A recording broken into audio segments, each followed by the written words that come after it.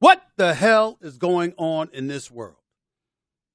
My trip to Miami is on the verge of being ruined. Every time I turn around, there's something else going on in this world that's annoying the living hell out of me. And if it ain't annoying me, it's scaring me. What about you? What the hell am I talking about? Well, guess what? Stick around. You'll find out. The Stephen A. Smith Show coming your way right now.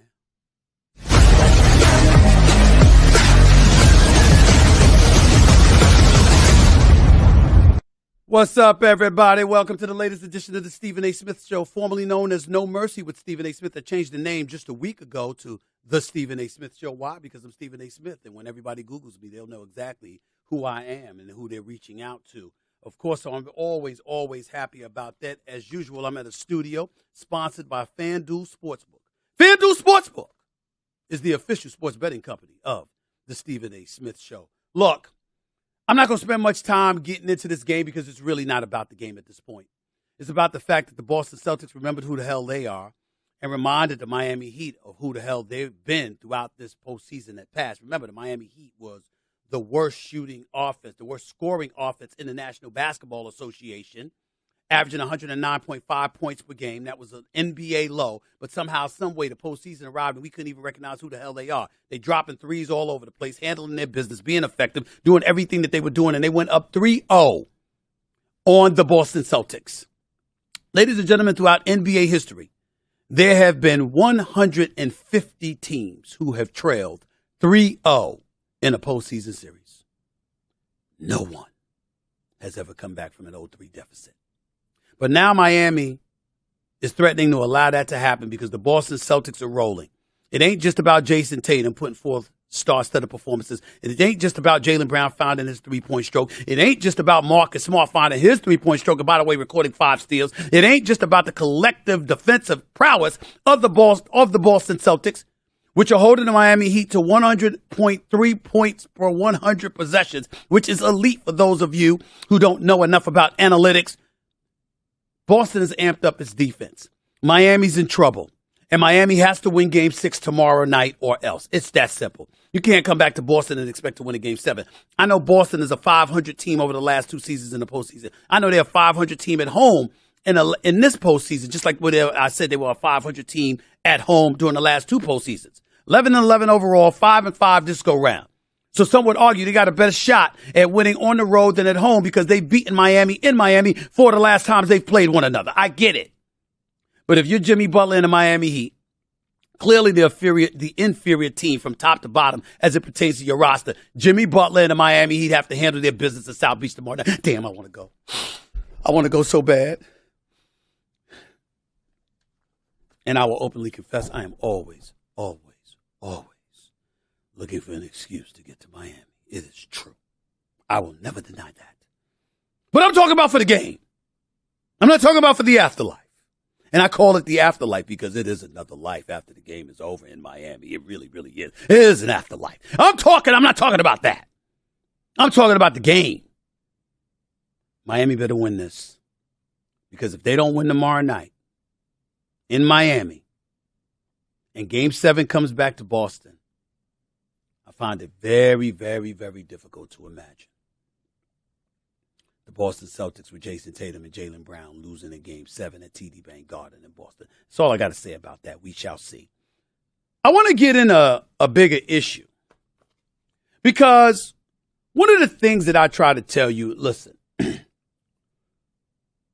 people sit up there and they look at me and sometimes they wonder about my political ideologies and things of that nature because I'm talking about me and a proud capitalist and, it's about dollars and cents and all of this other stuff. Ladies and gentlemen, I'm not just that way by accident.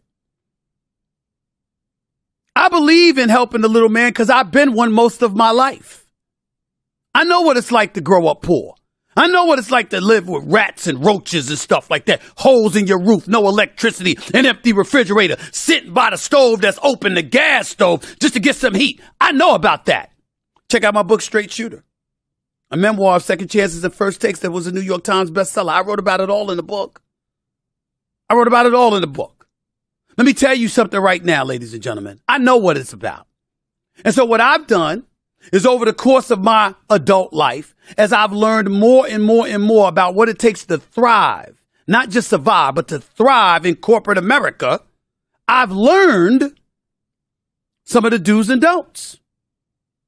Because one of the things that I've detested for years, and I'll confess to you, not so much in my adult life, but when I was younger, and we always heard about, oh my goodness, you know what? The Lord will bless you. And there's a better place after you're here on this earth. Of course I believe that's true. I'm a God-fearing individual. I'm a Christian man. My pastor, A.R. Bernard for the Christian Cultural Center. Believe me, I believe in a higher power. I believe in the Lord. That's not what I'm saying here. What I'm saying to you is this. While I'm here, at some point in my life, I got sick and tired of folks telling me that a better place was awaiting me while I was here on earth and watching other people thrive. And I said, this rat race, this game that exists in corporate America, I'm going to figure it out. I'm going to play by the rules, and I'm going to beat them anyway. I bring all of that up because I'm talking about Ja Morant. We sat around worried for a little while, didn't we, about Ja Morant? Yeah, we knew he had a 5-year, $231 million extension potentially to kick in. I mean, it kicks in. It's really a 4-year, $190+ million, but he has the earning potential to go up as high as $231 million over the next 5 years with a contract that begins next season, this July to be exact, that he went from being paid $12 million a year to being paid $33 million a year to start. But we looked at the Powerade agreement. We looked at the Nike shoe deal because he was replacing Kyrie Irving, okay? You know, Kyrie Irving that did the tweet that was considered to have had anti-Semitic tropes that caused such an uproar. You know, the same Kyrie Irving that got traded from Brooklyn to Dallas after demanding to be traded. The same Kyrie Irving that is a superstar basketball player, very elite talent, box office as far as I'm concerned, but somehow, some way had a problem a couple of days ago with people talking about him purely as a basketball guy and where he might end up. That Kyrie Irving. That same guy. That's who Ja Morant replaced. With Nike. Nike severed ties with Kyrie Irving. And they said we're going to attach ourselves to Ja Morant. Ja Morant got suspended by the NBA, waving a gun and all of that stuff at the strip club. Suspended 8 games, fined over $600,000 essentially. Said he would never do it again, looked Adam Silver in the face, obviously didn't honor that pledge. Turned around, and another suspension seems imminent following an investigation that's still ongoing but nearing its end. We didn't hear from Nike. They went radio silent. The company even erased all of Morant's shoes, if you remember, on its site just last week after the second gun video, and obviously you're talking about a suspension, right? The move prompted speculation that Nike would suspend the sale of the shoe or sever ties with Morant. Well, lo and behold, ladies and gentlemen, Nike decided to still release his sneaker. The sneaker is entitled Hunger. It sold out in minutes. Minutes. Shoes $110. $110. I mean, I like them. They look all right. You know, I'm not hating on them. I mean, you know, they don't look like Jordans when they first came out and stuff like that. I guess the back looks kind of nice. I don't understand what these dudes are doing with all these damn low top sneakers as opposed to at least 3/4, but that's a different subject for another day, especially after seeing Kevin Durant twist his ankle wearing low tops and being out an additional 2 to 3 weeks after he arrived in Phoenix because he twisted his ankle in warm-ups. All I'm trying to say to y'all is this. We got Ja Morant here right now, and I'm looking at all of this. Even with the suspension coming down the pike, even with him scheduled to miss the multitude of games, which is going to span double digits, even with all of that stuff going on, Nike released this shoe. Do you know why they released this shoe? Because they want to get paid. That's why. Hunger sold out in minutes. I tried to tell y'all. Business is business. You see, we got so many people out here that want to put on their self-righteous garbs and preach to you about what's right and wrong. And damn it, sometimes I'm one of those people. But I'm not saying it for myself. I'm talking about the society that we live in and how the rules need to be consistent for everybody to the best of our ability so we all know where the lines are, what to cross and what not to cross. And in the event that you choose to do so, there's ramifications that you're going to have to own up to. All of us live under those rules to some point. You know where the exception arrives? When you're a revenue generator. When somebody either says, A, you make money for us, or B, you facilitate our ability to make money for us. I got a staff here on my podcast. And everybody got a job to do. And everybody gets a salary. Every single person I can point to, helps me make more money in their own way. If they didn't, they wouldn't be here. Because I'm running a business. And I want to make money. Oh, Stephen A., everything can't be about money. I mean, God, no, it's not that. It can't be about money. Yes, the hell it can. Nothing's free. Nothing's free. We got to learn that. We got to exercise that. We got to recognize that. Ladies and gentlemen, I'm going to say something that's very, very unpopular, but it needs to be said. It needs to be said. Nobody has said this, so I'm going to say it. We know my day job is at Disney. We know people have to be let go because it's been announced that 7,000 jobs are going to be cut. Facebook cut about 10,000 jobs at least. Amazon cut a few thousand jobs. All of these businesses are downsizing. All of them. Walt Disney amongst them. You lost $5.5 billion. Ladies and gentlemen, let me say something incredibly unpopular. But it's something that you think about from time to time. There's always a cause to embrace. There's always people to support. And I recall in the past where Disney had protests for crying out loud. Folks protested. Remember Ron DeSantis in Florida with the don't say gay stuff, what was classified as the don't say gay bill, although him and a lot of Republicans will refute that that's an appropriate classification for the bill. The point that I'm trying to make to you is this. I'm a liberal person in a lot of different ways. That would be one of them. I believe in living and let living. I don't believe there's any room for any kind of phobia, homophobia, transphobia, anything like that. I support all of God's children. But in the realm of business, if you are willing to take a stand, and ultimately that stand lends itself towards your bottom line being compromised, what do you think businesses are going to do when their bottom line is compromised? I'm not getting into an abundance of details about Disney, Facebook, Amazon, or anybody else. I'm simply making the point that you have to be mindful of the effect that you have on a bottom line, because a lot of time that's going to dictate what ultimately happens to you. If you are a revenue generator and you are somebody that helps make money for a company, you're likely somebody that's going to be kept around. If you are somebody who does not do that, you are most likely expendable, especially in this day and age. There's a lot of stuff coming down the pike. You got to recognize that.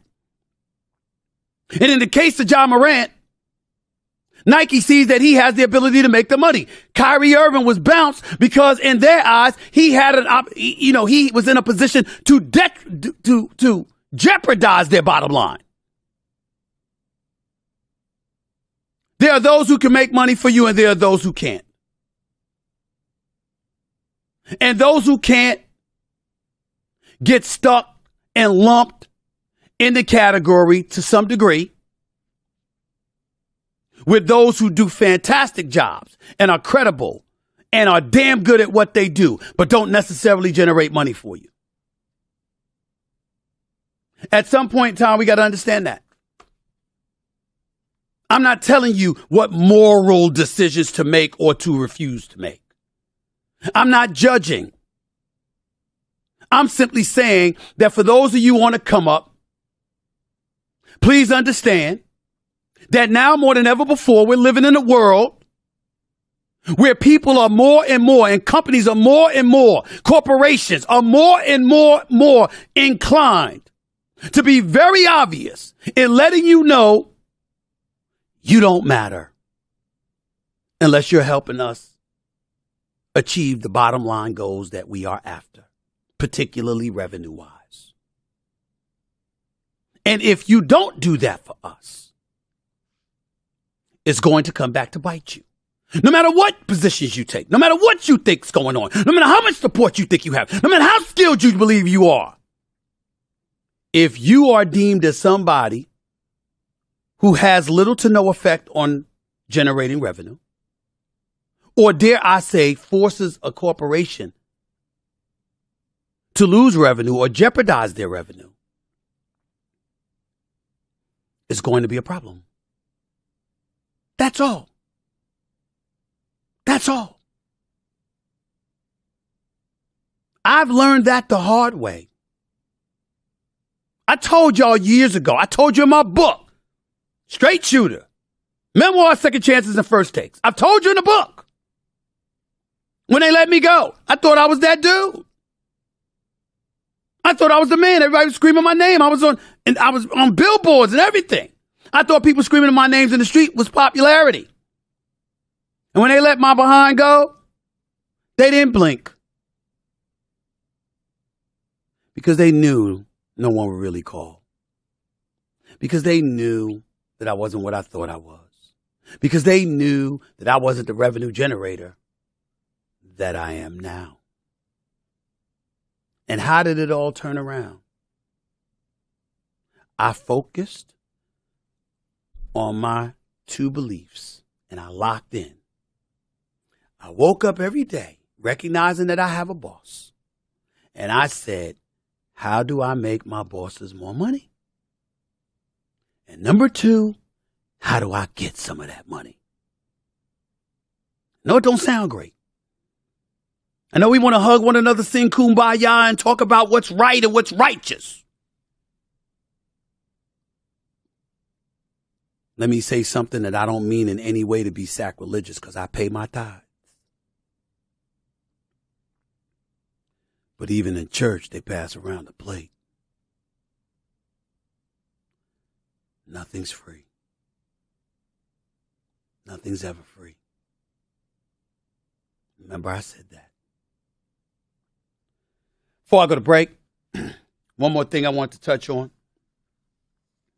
I want to talk about my man, Gilbert Arenas, former NBA player. He's got a podcast, Gil's Arena. I like Gilbert Arenas.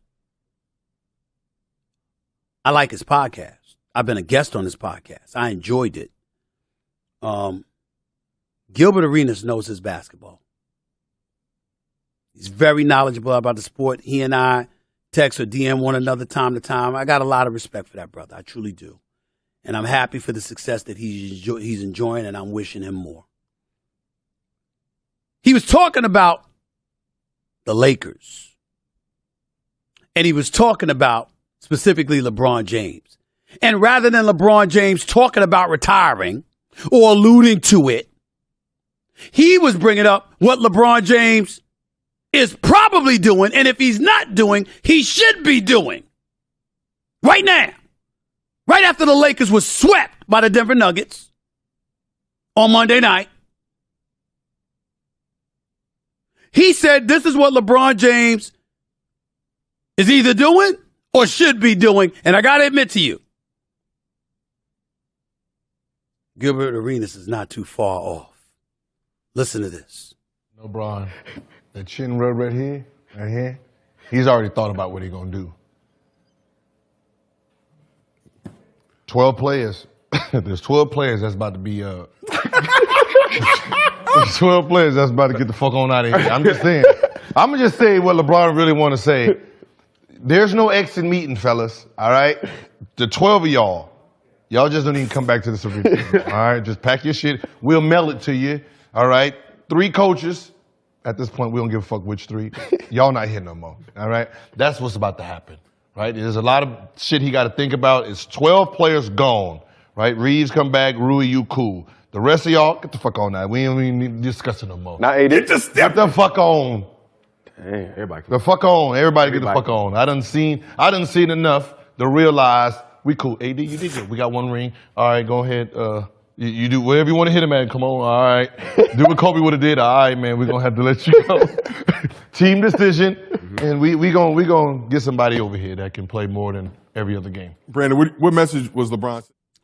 The last part about what Gilbert Arenas articulated on that podcast about AD was 1,000% on point. He was pointing to Anthony Davis and how it might be time for you to move on. You got your ring.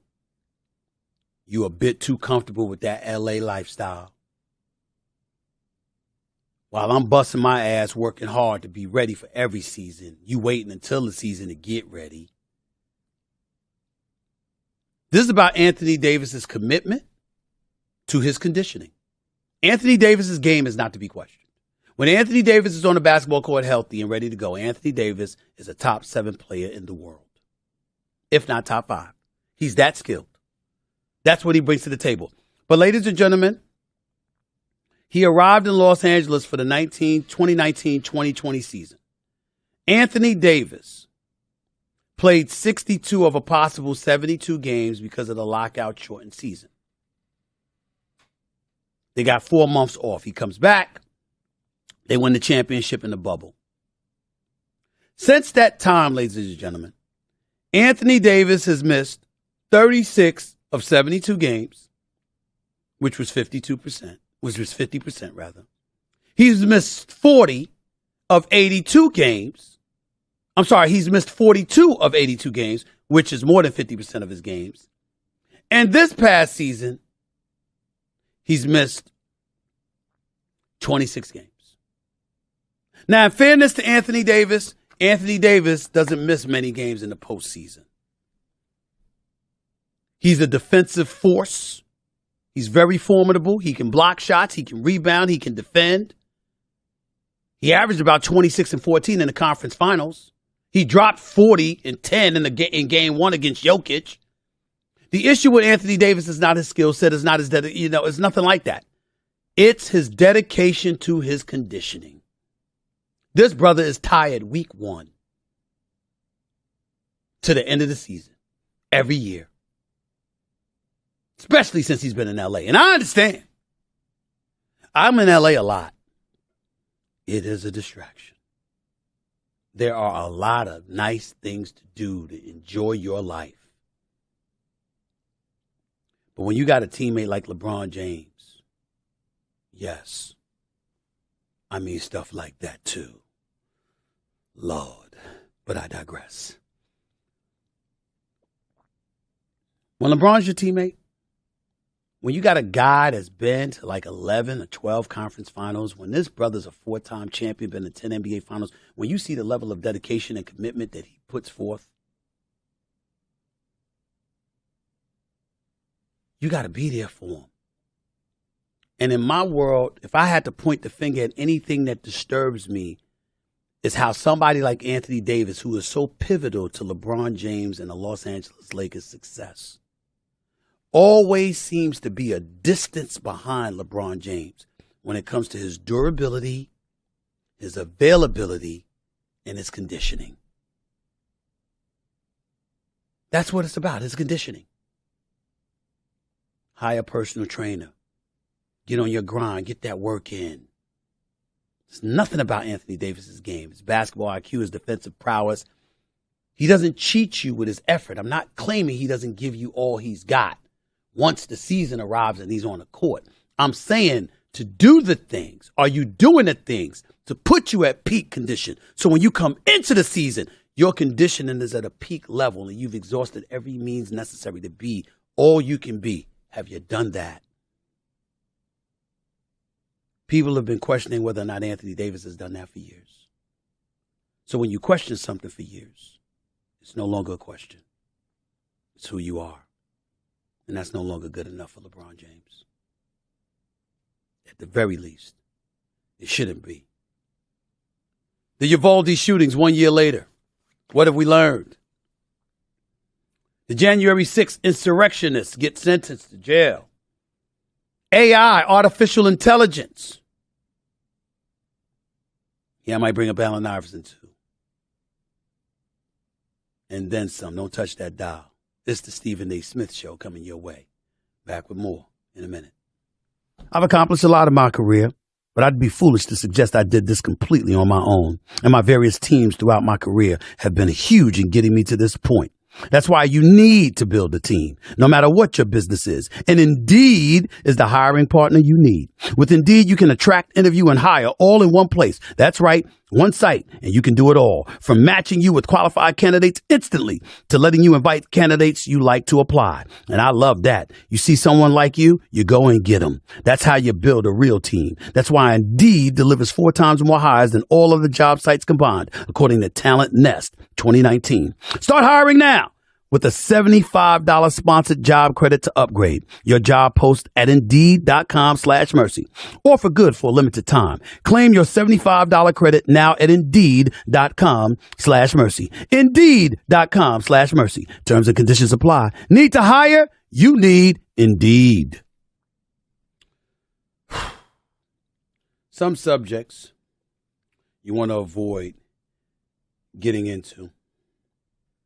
Some subjects you want to avoid at all costs because there's so much that's happening in life, you just wonder, where do you go from here?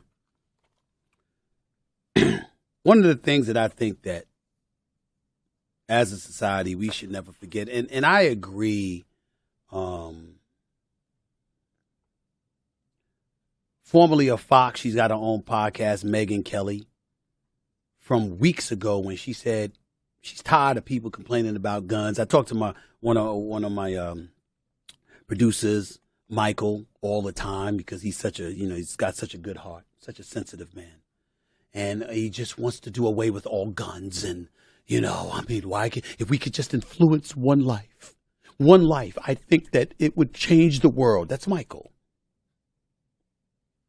It's a very altruistic way to view things, and I applaud him for his heart and soul being in the right place. But the reality is, Megyn Kelly made a very, very accurate point months ago. She said she's sick and tired of people bitching and moaning about guns. She said because they're never going away in our culture. We have over 330 million American citizens in this country. We have over 400 million guns. That is a fact. We've had politicians on Capitol Hill for years complaining about the need for more stringent gun laws. We have those stringent gun laws in places like New York and California and New Jersey. We don't necessarily have them in Alabama, Florida, Texas, etc.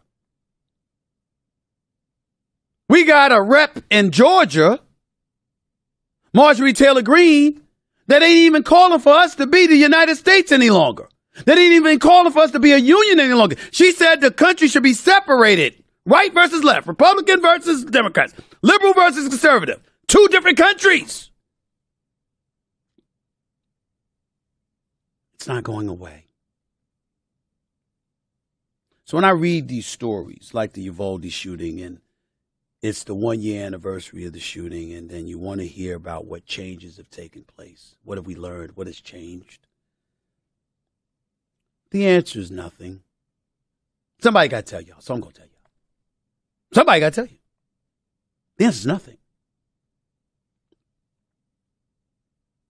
Robb Elementary School, May 24th, 2022, led to the deaths of 19 students and 2 teachers. There were widespread calls for accountability and new gun laws. Yes, several people lost their jobs, including the chief of the small school police force and another 5 officers. I watched that video. They should have been fired on the spot. And by the way, all of those officers should be ashamed of themselves. Your job, in some capacity, was to protect and serve. There were children in there. You heard shootings, and you still waited forever to go inside. I saw the video. I watched it. They should have been fired on the spot. You may not deserve to go to jail for it, but you had little to no courage. You were weak and pathetic, and you have no business wearing any kind of badge. You didn't want to risk your life. That is totally understandable about a human being. But when you sign up to be any kind of law enforcement official, I think it's safe to say that comes with the job. And I know some of the weakest people on the planet Earth who would put their lives on the line any day of the week to save the lives of children. Elementary school children. I ain't the bravest brother in the world. I don't like trouble. And I don't like confronting trouble. But I can tell you right now, if I was in the streets and I saw a child in danger, I would try to save that child before I ran. I would try to save that child before I stood there and did nothing. And I think I'm speaking for about 98% of human beings on the planet. Children are something special. If we risk anything for anybody, it's them. Those officers slow rolled to the rescue. And 19 people died. 19 people. 2 of them were teachers. I'm sorry, 19 students died and 2 additional people were teachers. It's 21. Listen to some of the changes that they say has taken place since the Uvalde shooting. There's been no changing in gun laws. The focus has been on increased safety precautions and better equipment to combat a shooter. Local police now have additional ballistic shields and helmets, as well as tools for breaching barricaded doors. Oh, I see. Let's arm the police officers. Let's arm the folks from the sheriff department. Let's make sure we do everything to keep them safe, as opposed to the children. As opposed to the children. This is disgusting to read. It really is. Then you got a quote from somebody almost a year now, and honestly, nothing has changed, said Jesse Rizzo, the uncle of one of the massacre victims, told the Uvalde school board a week before the anniversary of the shooting. There had been movement in the Texas legislature when a bill that would have raised the age to purchase an AR-15 style rifle to 21 from 18 received a favorable vote in the House committee. But the bill missed a key deadline and failed to receive a vote in the full Texas House. So in other words, it never received a full vote in the Texas House because you missed a deadline. Am I supposed to believe that you did that by accident? I bet you if it was money in your pocket, you'd have made that deadline. I bet you if it was something you wanted to do badly enough, you would have made that deadline. I bet you if it was something to secure the well-being of your children, you would have made that deadline. It's a damn shame. According to The Guardian, the U.S. is seeing on average more than 1 mass killing weekly. As of this month of 2023, there already had been 202 mass shootings. For those of you who don't know, a mass shooting in this day and age is defined as at least 4 people killed or injured by firearms, excluding the shooter. And by the way, the U.S. mass killings set to reach record numbers in 2023. You know,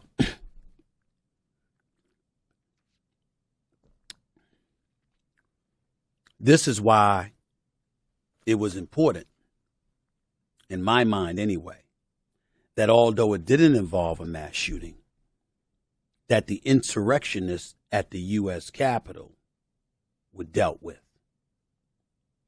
Now, I remember one time I got upset at Tucker Carlson because he did his show, and I sat down and I watched this man try to minimize the rioting at the U.S. Capitol on January 6, 2021, talking about most folks were peaceful protesters. I'm not condemning Tucker Carlson as a person. I don't know him. I'm not qualifying or classifying him as anything. I'm only talking about that particular show that I saw. That particular show, speaking specifically to that particular show, Tucker Carlson was full of shit. And let me tell you why I feel that way, ladies and gentlemen. So let's say hypothetically, as I said weeks ago, that somebody decides to rob someone else's house. And they bust the windows and they kick in the door. And they get into the house. And they in the living room. And you walk in afterward, having not kicked in any doors, having not busted any windows, but you're there in the house. When the police come to rescue them, are you getting arrested? The answer would be yes. Because you're on premises you don't belong under. Or you don't belong on. Period. Tucker Carlson knew that. I'm not here to condemn him. I'm not sure what happened to him at Fox News was right or wrong. I ain't getting it all. I don't know. And I know he's going to have his own show on Twitter and he's going to have the freedom to say what he wants. I'm only talking about the riots at the Capitol. How many windows can you bust in? How many doors can you bust down? How many glasses can you break? Just because every single person didn't do it doesn't mean they weren't a rioter. They were there. They were following the people who did. And one by one, the government is coming after them. And I don't blame them. We got Stewart Rhodes. He's the founder of the extremist group Oath Keepers. He was sentenced to 18 years in prison. 18 years. And by the way, change that tagline. I don't want it bye-bye big O and all of that other stuff. I'm not trying to, this is not a funny matter. I'm not making fun of anybody. I'm not trying to do that. This is serious. You got another person that was here, and he was sentenced to 4.5 years. Getting back to Rhodes for a second, that's 4.5 years. That's Richard Big O Barnett. In Rhodes' case, he's the first person convicted of seditious conspiracy for the attack, and his sentence is the longest handed down so far in the hundreds of Capitol riot cases. Barnett, who infamously was photographed with his feet on Nancy Pelosi's desk, was sentenced to 54 months in prison, and after his release will be on probation for 3 additional years. Both men claim they meant for a peaceful protest. But remember, Barnett entered the Capitol armed with a stun gun, wrote on Nancy Pelosi's desk using a sexist slur, and used a bullhorn to brag to the crowd that, quote, I took Nancy Pelosi's office. Based on a video from the trial, you can see Barnett threaten Officer Terrence Craig 15 times. Rhodes, according to this article, made the extraordinary move and took the stand to tell jurors there was no plan to attack the Capitol and insist that his followers went rogue. But using dozens of encrypted messages, recordings, and surveillance video, prosecutors made the case how Rhodes rallied his followers to fight to defend Donald Trump and discussed the prospect of a, quote, bloody civil war. Just in case y'all care, at least 5 or 6 people died at the Capitol that day, including 3 police officers. Officer Brian Sicknick of the Capitol Police, he was attacked by the mob. He died the next day. Officer Jeffrey Smith of the Metropolitan Police Department killed himself after the attack. As did Officer Howard Liebengood of the Capitol Police, who committed suicide 4 days later. Just in case you cared, I figured it would be a good thing for you to know. Now I want to get to something interesting because I brought up AI. And I know a lot of people out there associate me with the sport of basketball, so you're going to think I'm talking about Allen Iverson. No, I'm not talking about Allen Iverson. I'm talking about something totally different because I saw an interesting article that I wanted to throw by y'all because I want to tell y'all something. You got to pay attention. See, that's what I do. I don't just pay attention to now. I pay attention to tomorrow and the next day and the next year because I like to see stuff coming and I have an idea of where we go from here. And I got to tell y'all something. I was reading something where, speaking at the Wall Street Journal's CEO Council Summit in London just this past Wednesday, this guy, Eric Schmidt, Schmidt, he's the former Google CEO, said his concern is that artificial intelligence could pose existential risk and governments need to know how to make sure the technology is not misused by evil people. An existential risk is defined as many people harmed or killed, Schmidt said. And for those of you who haven't been paying attention, the future of AI has been thrust into the center of conversations among technologists and policymakers grappling with what the technology looks like going forward and how it should be regulated. You know what I thought about when I read this story? iRobot, the movie with Will Smith. Remember that? Remember Sonny? Remember him? Remember the robot that kept his grandma locked in the house, in the apartment that she was in and wouldn't let her out? Remember that? Remember those robots that invaded the police station and took all the officers down? Remember that? Remember Vicky, the big machine that was controlling all of them? Remember that? Artificial intelligence. Ladies and gentlemen, these are the kind of things that they're talking about. They're not just talking about machines doing things. They're talking about the threat of machines replacing human beings. Remember when you saw one of those iRobots that Will Smith in the movie could not stand? And it's showing him at the kitchen table and he's chopping stuff up. I don't know whether it was onions or whatever the case may be. Remember how fast he was doing it? You remember how the grandma looked at Will Smith and said, "Come on, baby. You really got to get over this. Oh, they hurt you so bad. I'm so sad for you, but I'm going to pray for you." Remember that? Because Will Smith had no trust for the robots. Because they were making decisions based on numbers. The probability when Will Smith and that little girl, the car fell into the river, and he had an opportunity to save the girl or save Will Smith, but the robot said it was less of a probability that she could be saved before Will Smith could be saved. So he saved Will Smith and let the little girl die. See, I watch these movies now. I love all of that stuff. I love comedy. I love action. All the time. I don't like to see people getting eaten. Jaws, you know what I'm saying, and stuff like that. I don't like that. I'm not a National Geographic guy, although I love the fact that Disney owns it. I don't like the wildlife and all this stuff. I want to see lions eating zebras and all. I don't like that stuff.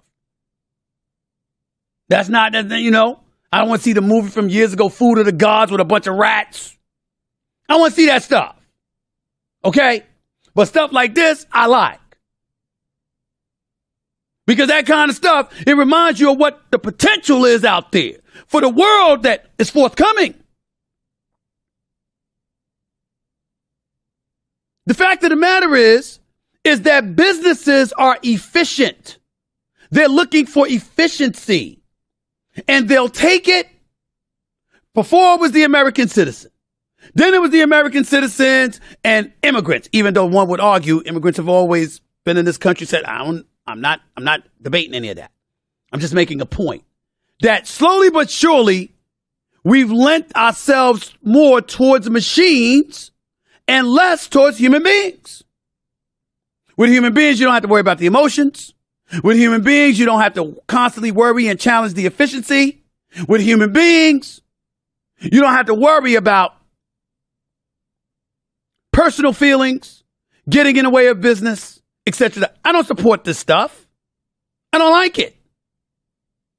It scares the living hell out of me that we got to worry about artificial intelligence. I mean, human beings, human interaction is what it's all about. Imagine for 1 second that you're worth $1 billion and you're on the top of the world, you're on the top of the heap, and you could go to the best hotels, and you go to the best restaurants, and you go to the best vacation spots. How would you feel if you were all alone? How would you feel if you achieved all of that success, but nobody else had it and nobody else was around, and walking the streets of America or anywhere else in this world resembled what the streets looked like when COVID first hit us and this nation was on lockdown? Who the hell wants that? You want to be successful. You want to enjoy your life. You want to live it up. True. But you want to see others enjoying the same level of success, because that's what living is. It ain't living if you the only person that's doing anything and you by your damn self. And all of these people that have been speaking about artificial intelligence and the way it can affect our society, when you got things that can replace human beings, machines. That's what I think about when I think about artificial intelligence. I don't know all the details. I'm not trying to speak like I'm an aficionado on this damn subject. I'm just talking about what I read and the kind of things these people are saying. It's scaring the living hell out of me. Because at some point, you got a few that's going to finance stuff like this and make you feel like, yeah, this is the wave of the future. Not taking into account the human element and how as a society, we should all aspire to live together and live amongst one another. That's not the kind of stuff they're preaching for the future. That might explain why people act up from time to time. Riots, shootings, violence, just a dismissive attitude or uncaring nature towards your fellow man and woman. Because everybody sees the disintegration of our society coming right at us. And they might be screaming, "Don't you care? Don't you care?" And they can't take it anymore when too many power brokers in society are showing them, no, we don't. That's what artificial intelligence has me scared about right now. And if you think about it, you're probably pretty damn scared too. I'm going to go to another break, back with my final segment in a minute. Something to throw at you that is not really funny, but it's kind of funny. Stick around. It's the Stephen A. Smith Show. Right here, right now. Back with more in a minute. With Vroom, you can shop thousands of cars right from your phone and have your next ride delivered straight to you.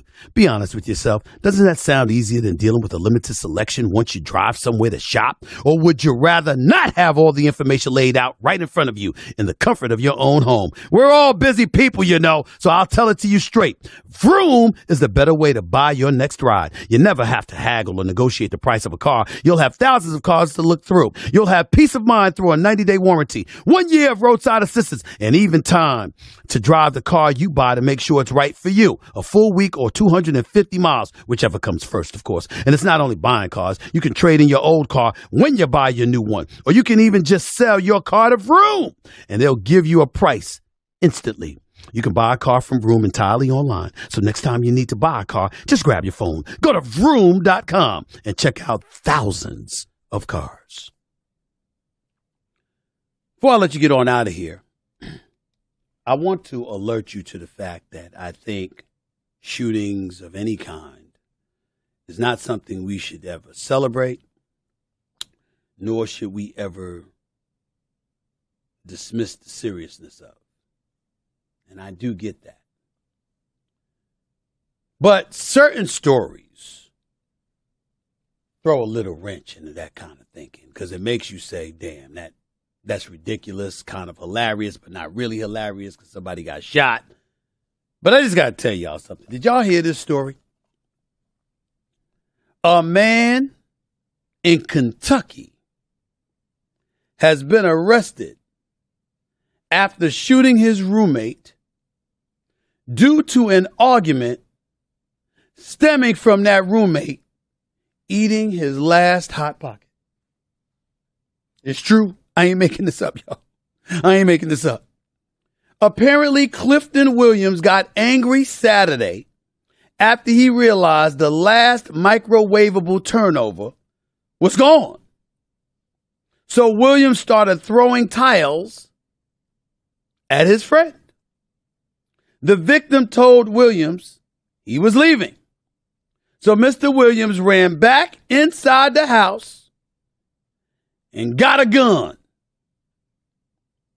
Williams then shot his roommate while he was trying to leave, right in the ass. Shot him in the ass. Now, ladies and gentlemen, let's all be honest about something. When we think about someone getting shot in the ass, we think about this. I'm gonna get that gun, and then I'm gonna get that money. And you ain't gonna do a damn thing, because you ain't gonna shoot no cop in the back, are you? Don't do it. You know what they give you for that? The gas chamber. You know what the gas chamber smells like? Pine oil. That's where you headed, boy. To pine oil heaven. I'm gonna get that gun, and then I'm gonna get that money. I don't believe you got it in you, Jake. I'm gonna go get it right now. Oh, shit! Ah, you motherfucker! The next one will kill you. Oh, son of a bitch! You shot me in the ass! Am I lying? Am I lying? Now, again, we don't advocate any violence on this show. In the movies or anywhere else. Even though in the movies it's all right because it's movies, it's theater, and it's acting, stuff like that.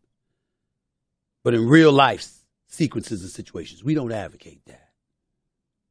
But you got to admit that when you heard about Clifton Williams out of Kentucky shooting his friend for eating his last Hot Pockets and shot him in the ass, you got to admit you thought about that, didn't you? Because that's one of the all-time scenes.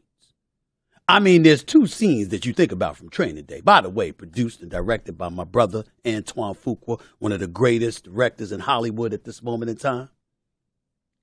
You got to admit that when you think about what happened with somebody getting shot in the buttocks,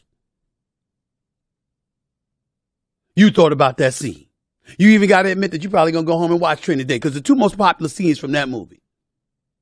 Y'all be in Pelican Bay once I get through with you.